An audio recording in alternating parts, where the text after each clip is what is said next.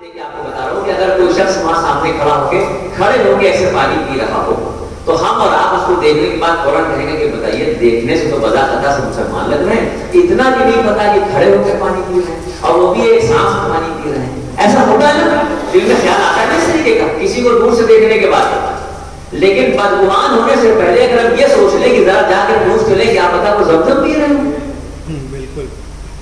زمزم کے لیے تو حکم ہے کہ آپ کھڑے ہو کے پیجیے اور ایک سانس سے پیجیے اور کھینچ کھینچ کے پیجیے. آپ سوچئے کہ جب اذان کے الفاظ شروع ہوئے دنیا میں، ہمارے نبی کو جب معراج کے سفر پہ بلایا گیا، ہمارے نبی جب معراج کے سفر سے امت مسلمہ کے لیے 5 وقت کی نمازوں کا تحفہ لے کے لوٹے. وہ 5 وقت کی نمازوں کا تحفہ آیا تو نمازیں چونکہ مکی زندگی میں یہ معراج کا سفر ہوا تھا، لہٰذا مکی زندگی میں اس دور میں مسلمان علل اعلان مسجد حرم کعبہ میں جا کے نماز نہیں پڑھ سکتے تھے.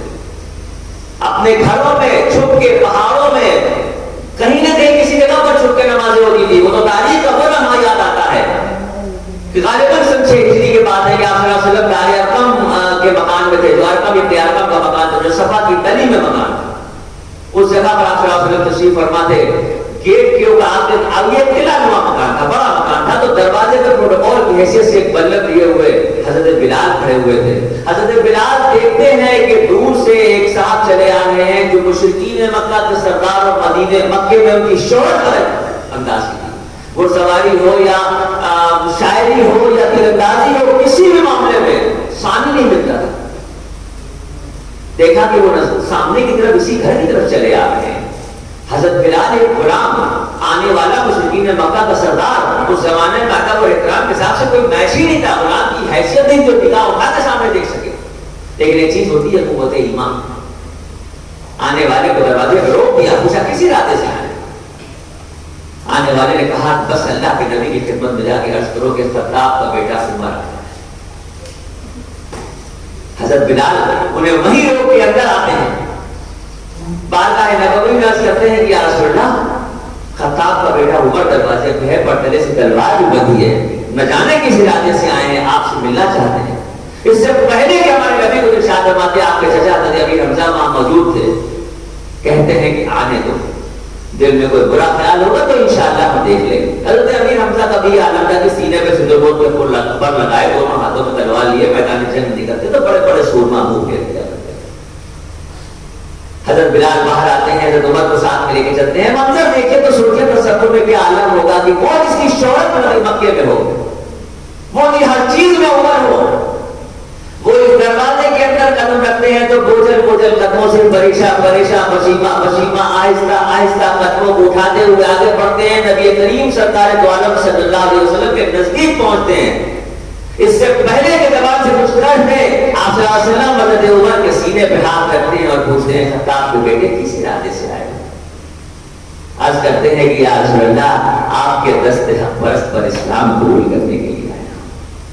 یہ عالم تھا کہ وہاں موجود صحابہ کرام اللہ اکبر کا ایسا بلند نعرہ لگاتے ہیں کہ صفا و مروہ کے دن رہ جاتے ہیں. اس وقت وہاں موجود صحابہ کرام کی تعداد 40 کی. حضرت عمر فاروق عرض کرتے ہیں کہ یا رسول اللہ کیا ہم حق پر نہیں ہیں؟ ارشاد ہوتا ہے کہ بے شک ہم حق پر ہیں. عرض کرتے ہیں کہ یا رسول اللہ اگر ہم حق پر ہیں تو کیوں نہ آج علل اعلان چل کے بعد ظاہر خدا بندی میں سر سجود ہوں. آپ صلی اللہ علیہ وسلم 20 صحابہ کرام کی 2 ٹکڑی بناتے ہیں. ایک ٹکڑی کا سردار حضرت امیر حمزہ کو بناتے ہیں، ایک ٹکڑی کا سردار حضرت عمر فاروق کو بناتے ہیں. اور مشرکین مکہ آج پھٹی ہوئی آنکھوں سے دیکھتے ہیں کہ حرم کعبہ میں اللہ کے نبی کی امامت میں 20 صحابی نماز ادا کر رہے ہیں اور 20 ان کی حفاظت کر رہے ہیں.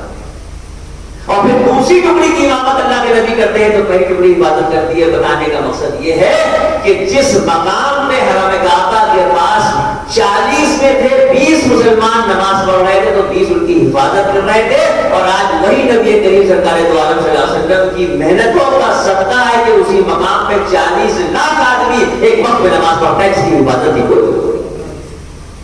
ہم کیسے نبی کے امتی ہیں؟ کیا کچھ ہماری نسبتیں ہیں اور کیا کچھ ہمیں دے کے چلے گئے، لیکن ہمیں یہ نہیں پتا کہ انہوں نے ہمیں جاتے جاتے کیا پیغام دیا. روح زمین پر دوسرا نام نہیں آتا جس نے دنیا سے پردہ فرمانے سے پہلے یہ پوچھا ہو کہ لوگوں اگر تم میں سے کسی کو مجھ سے بدلہ لینا ہے تو بدلہ لے لو. آپ صلی اللہ علیہ وسلم جب حج کے ارکان ادا کرنے کے بعد واپس لوٹے ہیں مدینہ منورہ، تو واپس لوٹے ہیں تو غدیر کے مقام پہ جب آپ نے قیام کیا تو وہاں آپ کے ساتھ جو صحابہ کرام تھے، آپ صلی اللہ علیہ وسلم نے مولا علی کا ہاتھ ایسے پکڑا اور یوں ہاتھ ایسے بلند کیا اور کہا دیکھو دیکھو بھائی دیکھو صحابیوں میری طرف دیکھو، جس کا میں مولا اس کا علی مولا، جو مجھ سے محبت کرے گا وہ علی سے محبت کرے گا، جو علی سے بغض رکھے گا وہ مجھ سے بغض رکھے گا۔ اس کے بعد آپ صلی اللہ علیہ وسلم تشریف لائے مدینہ منورہ، ربیع الاول کا چاند نکلا، آپ صلی اللہ علیہ وسلم کی طبیعت بگڑنا شروع ہوئی، آپ کے سر میں شدت کا درد، 5 اور 6 ربیع الاول تک آپ کو زبردست بخار کی تکلیف، 7 ربیع الاول کو آپ صلی اللہ علیہ وسلم مدینہ منورہ کی 7 الگ الگ کنووں سے ایک مشک پانی منگواتے ہیں اور ایک بڑے سے ٹب میں بیٹھ کے 7 الگ الگ کنویں کے پانی سے غسل کرتے ہیں۔ بخار کی شدت، 8 ربیع الاول کو آپ صلی اللہ علیہ وسلم حضرت فضل کا سہارا لے کے مسجد نبوی میں تشریف لاتے ہیں۔ آپ کو ہو کے آئے اسی مسجد نبوی کا تصور کیجئے کہ حجرے مبارک سے نکلے ہوں گے اور برابر میں ریاض الجنہ جہاں پر آپ امامت فرماتے تھے فاصلہ کتنی دور کا، اس کے بعد بھی نقاہت کا کیا عالم ہوگا، بخار کی کیسی شدت ہوگی، سر میں کتنا درد ہوگا کہ حضرت فضل کا سہارا لے کے مسجد نبوی میں داخل ہوتے ہیں، مسجد نبوی میں تشریف لاتے ہیں تو ممبر رسول میں بیٹھتے ہیں، نماز کا وقت ہوتا ہے، تمام کے تمام صحابہ کرام جمع ہوتے ہیں، آپ ممبر سے خطبہ ارشاد فرماتے ہیں، آپ اپنے صحابہ کرام سے کہتے ہیں کہ اب وہ وقت نزدیک آنے والا ہے جب میں اپنے رفیق اعلیٰ سے جا ملنے والا ہوں، لہذا اگر تم میں سے کسی کو مجھ سے بدلہ لینا ہے تو مجھ سے بدلہ لے لو، اگر میں تمہارا کچھ باقی ہوں تو مجھ سے وصول کرو۔ یہ کون کہہ رہے ہیں؟ جن کی معصومیت کی گواہی قرآن نہیں جگہ دے رہا ہے، وہ ارشاد فرما رہے ہیں کہ اگر تم میں سے کسی کو مجھ سے بدلہ لینا ہے تو بدلہ لے لو، اگر میں تمہارا کچھ باقی ہوں تو مجھ سے وصول کر لو۔ یہ خطبہ ارشاد فرمانے کے بعد نمبر سے نیچے اترتے ہیں، ظہر کی نماز کی امامت فرماتے ہیں اور نماز سے فارغ ہونے کے بعد دوبارہ نمبر پہ تشریف لاتے ہیں اور پھر یہ خطبہ ارشاد فرماتے ہیں اور ساتھ میں یہ کہتے ہیں کہ سنو، میرے سینے کو پروردگار نے کینے سے پاک رکھا ہے، تم یہ نہ سمجھنا کہ اگر تم مجھ سے تقاضا کرو گے تو میرے دل میں تمہارے لیے کوئی میل آ جائے گا، اگر تم میں سے کسی کو مجھ سے کچھ بدلہ لینا ہے تو بدلہ لے لو، اگر میں کسی کا کچھ باقی ہوں تو مجھ سے وصول کر لو۔ ایک صحابی کھڑے ہو کر عرض کیا کہ یا رسول اللہ 2 درہم ہمیں آپ سے لینا ہے۔ آپ نے پوچھا کیسے؟ عرض کیا کہ یا رسول اللہ ایک مرتبہ آپ راستے میں کہیں تشریف لے جا رہے تھے اور وہاں پر کسی سائل نے آپ سے مانگا تھا، آپ کے پاس دینے کے لیے نہیں تھا تو آپ نے مجھ سے 2 درہم دے کے اس کو دیے تھے، یعنی جو قرض تھا وہ بھی اپنی جان پہ نہیں تھا، کسی کی مدد کرنے کے لیے ہماری جیب میں پیسے ہونے کے بعد ہم لوگوں سے کہتے ہیں ہٹے کٹے ہو جاؤ کام کرو، یا یہ ہے یا وہ ہے وہ ہے، وہاں نبی یہ سکھا کے گئے کہ قرض لے کے بھی کسی کی مدد کرنا ہو تو پیچھے نہ ہٹنا۔ جب انہوں نے کہا کہ آپ نے کسی سائل کی مدد کے لیے 2 درہم سے لیے تھے تو آپ صلی اللہ علیہ وسلم نے حضرت فضل کی طرف دیکھا کہ ان کو 2 درہم دے دو۔ اس سے پہلے ایک اور صحابی کھڑے ہوئے، انہوں نے عرض کیا کہ یا رسول اللہ 2 درہم مجھے آپ کو دینے ہیں۔ پوچھا کیسے؟ کہا ایک زمانے میں میرے حالات بہت خراب تھے، میں نے آپ سے 2 درہم ادھار لے لیے تھے، اس کے بعد میرے حالات تو اچھے ہو گئے مگر ذہن سے وہ بات نکل گئی، آج موقع ہے کہ میں 2 درہم دے رہا ہوں۔ وہ درہم کا لین دین ہوا تو آپ نے فرمایا کہ روئے زمین پر کوئی شخص ایسا نہیں جس نے میرے ساتھ کوئی اچھا سلوک کیا ہو اور میں نے اس کا بہتر بدل اس کو نہ دے دیا۔ یہ کہانی کسی کوئی واقعات نہیں ہے، یہ ہماری زندگی سے جڑی ہوئی باتیں ہیں کہ اگر کسی کی مدد کرنے کا موقع آئے تو قرض لے کے بھی مدد کی جا سکتی ہے، اور اگر کسی کی مدد کے لیے آپ کو جسمانی طور پہ یا مالی اعتبار سے مدد کرنا ہو تو کبھی اس میں اپنے آپ کو پیچھے نہ کیجیے، نہ جانے کون سی ادا اللہ کو پسند آئی۔ 8 تاریخ کو آپ نے خطبہ دیا اور واپس اپنے حجرے میں تشریف لے آئے۔ 9 تاریخ اور 10 تاریخ کو شدت کا بخار تھا، روایتوں میں آتا ہے کہ آپ صلی اللہ علیہ وسلم کے سرانے ٹھنڈے پانی کا پیالہ رکھا تھا، آپ بار بار اس پیالے میں ہاتھ ڈالتے اور بخار کی تپش کو دور کرنے کے لیے چہرے مبارک کو لگایا کرتے تھے، اور 12 ربیع الاول کی صبح کا وہ وقت آیا۔ اس سے پہلے کا ایک اور تھا کہ 9 تاریخ کو آپ صلی اللہ علیہ وسلم کی جب طبیعت بہت عجیب تھی، صحابہ کرام مسجد نبوی میں سب بندی کے لیے کھڑے ہو چکے تھے، نماز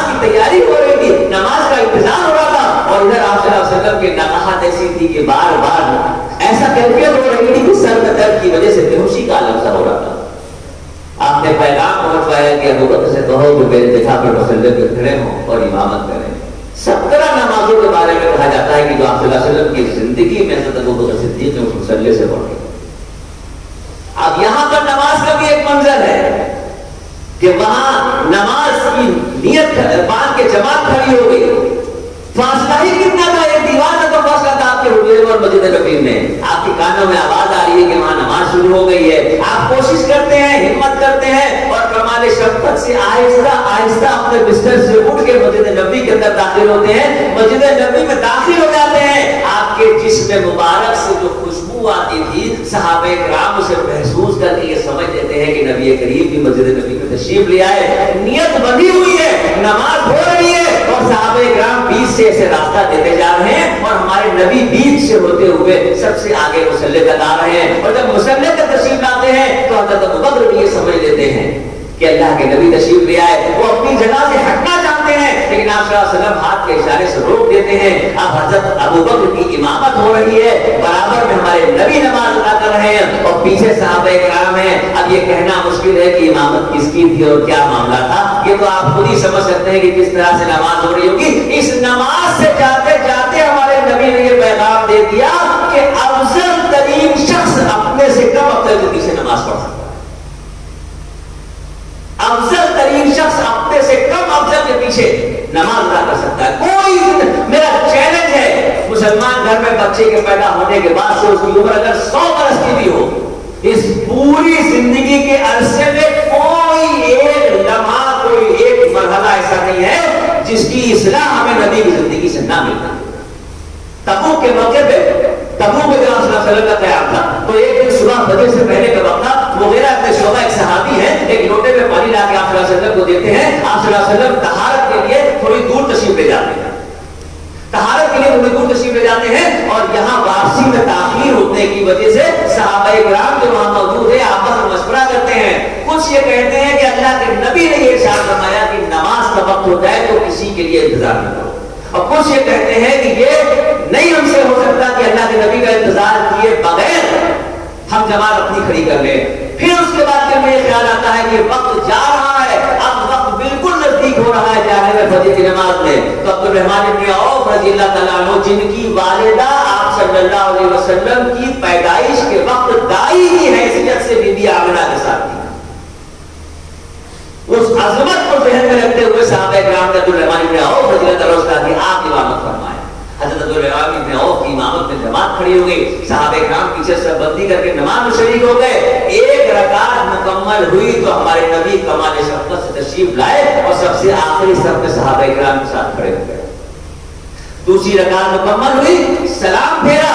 دوسری رکعت سلام پھیرتے ہوئے آپ صلی اللہ علیہ وسلم سلام پھیرے بغیر چھوٹی ہوئی رکعت کے لیے کھڑے ہوئے. صحابہ کرام کو یہ خیال ہوا کہ یہ ہم سے گستاخی تو نہیں ہوئی, یہ کہیں ہم سے کوئی غلطی تو نہیں ہوئی. آپ صلی اللہ علیہ وسلم نے دوسری رکعت جب مکمل کی, سلام پھیرا, تو صحابہ کرام نے کیا کہ یا رسول اللہ ارشاد فرمائیں کہ جو ہم نے کیا یہ گستاخی تھی یا صحیح؟ آپ نے اس لمحے امت کو یہ پیغام دیا جو بات میں نے مسجد نبوی کے تعلق سے بتائی تھی کہ اگر نماز کا وقت ہو جائے تو کسی کے لیے انتظار کرنے کی ضرورت نہیں ہے. اور یہاں تک بھی وہ بات ثابت ہو گئی کہ بہت افضل ترین کوئی شخص اگر ہے تو وہ اپنے سے کم افضل کے پیچھے بھی نماز پڑھ سکتا ہے.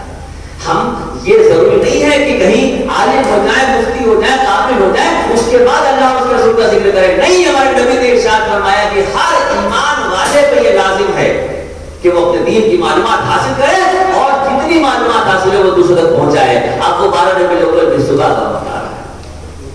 12 ربیع الاول کی صبح فجر کی نماز کے بعد کا وقت ہے. رفیق اعلیٰ کے الفاظ ہمارے نبی کی زبان مبارک پہ ہے کہ آپ صلی اللہ علیہ وسلم دنیا سے بڑھتا بڑھواتے. کچھ نے پوچھی کہ کیا وقت مسلمانوں نے اس وقت آیا تھا, تینوں دنیا جڑ گئی ہے اللہ والوں کی, مدینے کی گلیوں میں چلتا پھرتا قرآن باقی رہا. صحابہ کرام اور محل والے میں کتاب حکمت کی باتیں کبھی نہ سن سکے تھے. آپ سوچئے کیا منظر رہا ہوگا, کیا عالم رہا ہوگا. صحابہ کرام میں 3 طرح کی کیفیت اس وقت دیکھنے کو مل رہی تھی. حضرت ابو بکر صدیق, حضرت علی کرم اللہ وجہہ, حضرت عباس, حضرت اسامہ, حضرت انس بن مالک, یہ لوگوں کو سمجھاتے پھر رہے تھے, تسلی تشفی دے رہے تھے. لوگ پوچھتے تھے حضرت ابوبکر سے اور حضرت علی سے کہ اللہ کے نبی کہاں سے مرتقاب ہوں گے, کیا مکے کے قبرستان جنت المعلا میں لے جایا جائے گا یا مدینے میں جنت البقیع میں لے جایا جائے گا؟ اور حضرت ابوبکر صدیق رضی اللہ تعالیٰ عنہ اور حضرت علی کرم اللہ وجہہ بتاتے ہیں کہ نہیں, نبی کریم صلی اللہ علیہ وسلم نے وصیت کی تھی کہ پیغمبر جس جگہ دنیا پر سے پردہ فرماتے ہیں, پیغمبر جس جگہ دنیا سے پردہ فرماتے ہیں اسی جگہ امانتاً قیامت تک زمین کے سینے میں آرام فرماتے ہیں. لہذا یہ شرف و منزلت حضرت عائشہ صدیقہ رضی اللہ عنہا کے حجرے کو ہوگی. صحابہ کرام میں ایک دوسرا طرح دیکھنے کو ملتا ہے. مسجد نبوی کے صحن میں حضرت عمر فاروق پر تلے سے تلوار بندھی ہوئی ہے, ذراتے اور غصے میں ادھر ادھر جا رہے ہیں اور زور سے کہہ رہے ہیں کہ خبردار میرے سامنے کوئی اس بات کا ذکر نہ کرے کہ اللہ کے نبی نے دنیا سے پردہ فرمایا. یہ بات میں سن نہیں سکتا, یہ بات میں برداشت نہیں کر سکتا. خاموش ایک طرف سکوت طاری ہے. حضرت بلال بیٹھے ہیں, حضرت عثمان بیٹھے ہیں, چند صحابی اور بیٹھے ہیں, فضا میں بھولے جا رہے ہیں. کیا کچھ کھو دیا تھا انہیں کا دل جانتا ہے. ایسے عالم میں ایک مرتبہ حضرت بلال اپنی جگہ سے اٹھتے ہیں, بے ساختہ پیر اپنے آپ چل پڑتے ہیں مسجد نبوی کی اس دیوار کی طرف جس پہ کھڑے ہو کے وہ اذان دیا کرتے تھے. مسجد نبوی کی دیوار پہ پہنچتے ہیں حضرت بلال تو بے ساختہ زبان سے اذان کے کلمات نکلنے لگتے ہیں. اللہ اکبر کس طرح فرق ہوتی ہے, اور جس وقت ان کی زبان سے نکلتا ہے اشہد ان محمد رسول اللہ, تو فرق کے اس لوگ دیکھتے ہیں جہاں ہمیشہ دیکھا کرتے تھے لیکن آج اللہ کے کبھی وہاں نہیں ہے. آج بھی وہ شب وہاں نہیں ہے. آج صاحب تاج و معراج و مراد کو بلال حبشی کی نگاہیں نہیں دیکھ سکتی. بلال حبشی کا ہاتھ گر جاتا ہے, وہ خود مسجد نبوی کی اس دیوار سے نیچے گر جاتے ہیں. آپ سوچ کے دیکھیے کہ اگر دنیا کے پہلے مؤذن, دنیا کے پہلے مؤذن حضرت بلال ہیں جن کی زبان سے جو الفاظ نکلے وہ فضاؤں میں گونجے, اور اگر ایسے محترم شخص کی زبان سے اچانک یہ جملہ نکلے کہ اب میں اذان نہیں دوں گا. اذان کا مرتبہ, اذان کا مقام, ہمارے نبی نے فرمایا کہ اگر مسلمانوں کو یہ پتہ چل جائے کہ اذان دینے والے کا کیا مرتبہ ہے تو لاٹری پڑے, جھگڑا ہو جائے. یہ بات ہزاروں بار ہم نے سنی مگر کبھی دل میں جو بھی نہیں ڈالی کہ نہیں ہم مسجد میں کہیں کہ آج ہم اذان دینا چاہتے ہیں. اذان کا یہ مقام ہو, یہ مرتبہ, اور اس کے بعد اذان دینے والا, دنیا کی پہلی اذان دینے والا واحد شخص دنیا کے ہیں اللہ کے نبی کے زمانے سے لے کر قیامت تک جنہوں نے کعبۃ اللہ کی چھت پہ کھڑے ہو کے اذان دی. اذان آج گونجے گی کعبے کی چھت سے, اذان دینے دیکھو بلال آ گئے. ایسی عالی مرتبہ شخصیت اگر ایک دن کہہ دے کہ ہم اذان نہیں دیں گے تو سوچئے دل پہ کیا بیت رہی ہوگی, دل پہ کیا گزر رہی ہوگی. حضرت ابوبکر خلیفہ بنتے ہیں, خلافت کا 2.5 برس کا عرصہ گزرتا ہے, اور اس 2.5 برس کے عرصے میں کئی بار حضرت بلال عرض کرتے ہیں خلیفۃ الرسول سے کہ ہمیں اب یہاں سے جانے دیجیے, شام کے دور دراز علاقوں میں سرحدوں میں بھیج دیجیے. اللہ کے نبی کے بغیر مدینے کی گلیاں ہمیں جینے نہیں دیتی. اللہ کے نبی کے بغیر مدینے میں ایک لمحہ میرا نہیں گزرتا. لیکن صدیق اکبر کسی نہ کسی طرح ہم کو روکے رہتے ہیں, اور اس کے بعد جب 2.5 برس کا عرصہ گزرنے کے بعد دنیا سے رخصت ہوتے ہیں, حضرت عمر فاروق امیر المومنین بنتے ہیں, تو ان سے اجازت لینے کے بعد شام کے علاقوں میں چلے جاتے ہیں. اب آپ سوچئے کہ جس نے یہ آدھی اذان تھی ان کی زندگی کی, جس نے دنیا میں پہلی اذان دی ہو اس نے اللہ کے نبی کے حکم پہ پہلی اذان تو دی تھی, لیکن اللہ کے نبی کے دنیا سے پردہ فرمانے پہ آدھی اذان دی, اور اس آدھی اذان کے بعد صرف 2 اذانیں ان کی زندگی کی اور ہیں. آدھی اذان دینے کے بعد اذان دینا بند کر دیا تھا. جب حضرت عمر فاروق کے دور میں شام کے علاقوں میں پہنچ گئے, اور سن 16 ہجری میں جب مدینہ شریف میں یہ خبر پہنچی کہ مسلمانوں کے سپہ سالاروں نے بیت المقدس پہ فتح حاصل کی, اور بیت المقدس کا جو پادری ہے اس کا نام صوفی نور ہے, وہ یہ کہتا ہے کہ ہم یہاں کی چابیاں تمہارے امیر المومنین کو ہی دیں گے. تو حضرت عمر فاروق سن 16 ہجری میں مدینہ شریف سے نکل کے جب چابیاں پہنچے, صوفی نور سے وہ چابیاں لی, تمام کے تمام صحابہ کرام جو وہاں اس وقت موجود تھے سب کھڑے تھے. حضرت عمر فاروق رضی اللہ عنہ کے دور میں دل میں ایک خیال آیا, پتا تھا کہ حضرت بلال اذان دینا بند کر چکے ہیں, اذان نہیں دیتے ہیں, لیکن اس کے بعد کہتے ہیں کہ بلال میرے آقا آج مسلمانوں کے قبلہ اول پہ لا الہ الا اللہ کا پرچم لے رہا, کیا اس مسرت میں آداب اذان نہ دیں گے؟ خون کے آنسو ہوتی ہیں حضرت بلال, ایک قیامت سے ٹوٹ پڑ چکا, طے کر لیا تھا انہوں ہے کہ اب مدینے کے بعد کہیں اذان نہیں دیں گے، لیکن مسلمانوں کے قبلہ اول کا معاملہ تھا، امیر المومنین کی خواہش تھی۔ حضرت بلال کے لیے تو اذان کا مطلب صرف مسلمانوں کو جمع کرنا ہی نہ تھا، کچھ اور بھی تھا، یہ دل درد مند کی بات تھی۔ علامہ اقبال نے حضرت بلال کے اذان کی ترجمانی کی تو کہا اذان ازل سے تیرے عشق کا ترانہ بنی، اذان ازل سے تیرے عشق کا ترانہ بنی، نماز اس کے نظارے کا ایک بہانہ۔ اللہ کا دیدار کرنا ہے تو نماز کی نیت کرنا ہے۔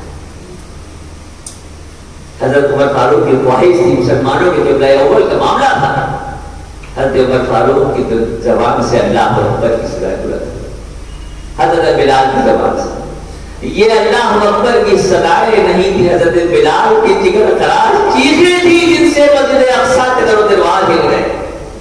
سب سے زیادہ حضرت امیر المومنین حضرت عمر فاروق رو رہے تھے، صحابہ کرام کی صفوں سے آہو کا شور اٹھا، اذان کے کلمات مکمل ہوئے تو کوئی شخص ایسا وہاں نہیں تھا جس نے آنکھوں میں آنسو نہ۔ یہ اذان دینے کے بعد نماز مکمل ہوئی، پھر امیر المومنین واپس مدینہ آ گئے اور حضرت بلال پھر شام کے علاقوں میں چلے گئے۔ دور دراز علاقوں میں زندگی کے بچے ہوئے دن پورے ہو رہے تھے کہ اچانک ایک دن خواب دیکھا، اور خواب میں بھی دین نبوی حاصل ہوئی، اور کس شان سے کہ آقا فرماتے ہیں کہ بلال کیا وقت نہیں آیا کہ تم ہماری زیارت کے لیے آؤ؟ حضرت بلال خواب میں دیکھتے ہیں کہ اللہ کے نبی تشریف لائے ہیں اور ارشاد فرماتے ہیں کہ بلال کیا ابھی وقت نہیں آیا کہ تم ہماری زیارت کے لیے آؤ؟ دیوانے کو تو حکم کی ضرورت تھی، کس کا حکم تھا اور کیسا حکم تھا، اسی وقت گھر سے نکل پڑے، نہ گھر کی فکر تھی نہ سامان سفر کا خیال تھا، ایک اونٹنی میں سوار ہوئے اور 8 دن کا سفر کرنے کے ارادے سے مدینہ شریف کی طرف چل پڑے۔ دیار نبی کی فضائیں انہیں بلا رہی، احد کی چوٹی انہیں آواز دے رہی تھی، سنا کی پہاڑی ان کے دیدار کو بے قرار تھی، بوجھل بوجھل قدموں سے موزن بارگاہ نبوی آستانہ نبوی میں پہنچتے ہیں، آنسو پھر کے کانپتے جاتے، دل تھا کہ شوق دین سے بے قرار تھا۔ وہاں پہنچے تو آپ صلی اللہ علیہ وسلم کے حجرے کی دیوار سے لگ کے کھڑے ہو گئے، ہزاروں قطار ہوتے رہے، مدینے میں بھیڑ جمع ہونا شروع ہو گئی، اہل مدینہ چاروں طرف سے وہاں پہنچنے لگے۔ ایک روایت سے پتہ چلتا ہے کہ اس وقت حضرت امام حسن علیہ السلام اور حضرت امام حسین علیہ السلام بھی وہاں تشریف لائے، انہوں نے دیکھا کہ بلال آئے تو کہا کہ بلال جو آواز نانا جا رہا کو پسند تھے، آپ آج مدینے میں ہیں تو کیا مسجد کی اذان نہ دیں؟ اللہ کے نبی کے جگر گوشوں کی سخت پہ ہاتھ رکھا، بلا آقا ذاتوں کا حکم کوئی ٹھکرا سکتا تھا؟ بلال بولے کہ اب کہاں میرے نفس میں وہ حرارت مداس، لیکن بلال کا دل تو حرارت و مداس کا گنجینہ تھا، درد و سوز آرزو مندی کا خزینہ تھا۔ مسجد نبوی کی دیوار پہ چڑھ گئے، بے ساختہ زبان سے اذان کے کلمات بلند ہوئے، حضرت بلال کی زبان سے اللہ اکبر کی صدا بلند ہوئی تو مسجد نبوی کی فضائیں کچھ دیر کے لیے تھم گئی، مدینے کی ہواؤں نے احترام سر پہ آنچل ڈال دیا، جس نے یہ آواز سنی تڑپ رہے، کتنی نگاہوں میں پچھلا سما پھر گیا، گیا وہ دور کے دیدار آپ کا ہوا، اور جس وقت پہنچتے ہیں اشہد ان محمد رسول اللہ میں تو شدت سے پردہ کرنے والی عورتیں بدحواسی کے عالم میں گھروں سے باہر نکل آئی۔ یہ حضرت بلال کی آخری اذان، یہ باتیں اگر ہم سمجھیں گے جانیں گے تو ان صحابہ کرام کے ذریعے نبی سے محبت پیدا ہوگی، ان صحابہ کرام نے تو دنیا میں کر کے دکھایا اللہ کے نبی کے حکم میں، وہ کرنے کا ہمیں موقع۔ لرن آن لائن کی جانب سے آپ سے بس اتنی التجا ہے کہ ہمارے اس پروگرام کو لائک، شیئر اور سبسکرائب ضرور کریں، ساتھ ہی بیل آئیکن دبانا نہ بھولیں جس سے ہماری ہر ویڈیو آپ تک اپلوڈ ہونے کے ساتھ ہی پہنچ سکے۔ شکریہ۔